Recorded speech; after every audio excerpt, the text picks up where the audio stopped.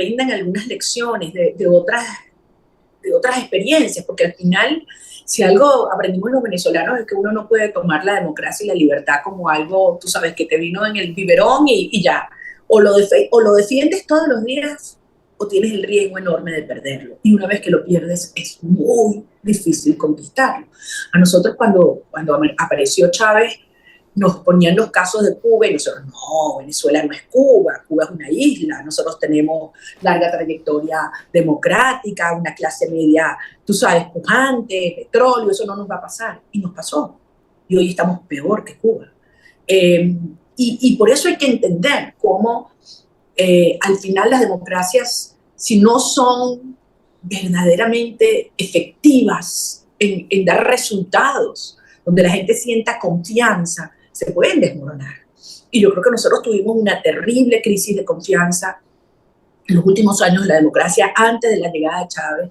Y Chávez buscó exacerbar esas fallas del sistema democrático y las divisiones entre los venezolanos. Y fue brutal, Jordi, porque voy a dividir esta sociedad. Y lo hizo. Y ese discurso tremendamente incendiario, que busca la venganza, puede ser muy efectivo, ¿sabes? Porque la gente empieza a justificar todas sus angustias, sus justificadas decepciones y pretender pasarle la factura a otro. Y además, Chávez, cuando llegó al poder, el barril de petróleo estaba a $8 y llegó a 147. Entonces te imaginarás, ¿sabes? Esa manguera, ese tubo de plata, plata, plata, plata, usado para imponerse. Y fue destruyendo uno a uno todos los órganos del poder público.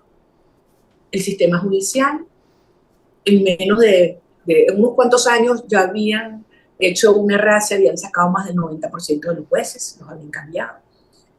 El Congreso tomó control absoluto del Congreso.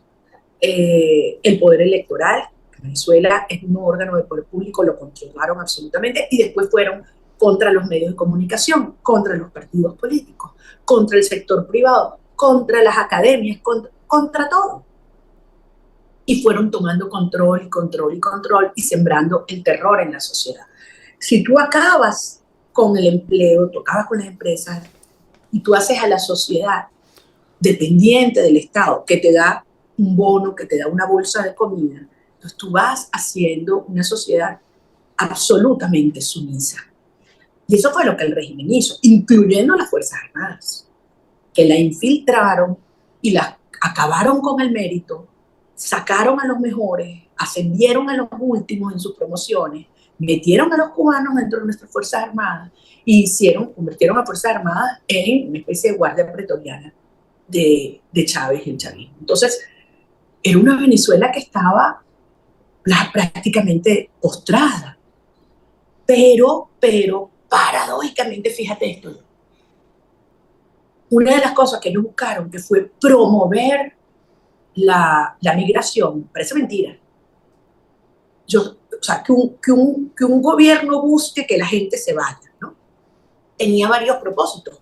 Uno era una especie de válvula de escape al drama social, porque entonces la gente huía en los años de hambre, de más hambre, 2016, 17, 18. Y eso separó a nuestras familias. O sea, imagínate que de España saliera la cuarta parte de la población. Imagínate lo que sería eso para cualquier país.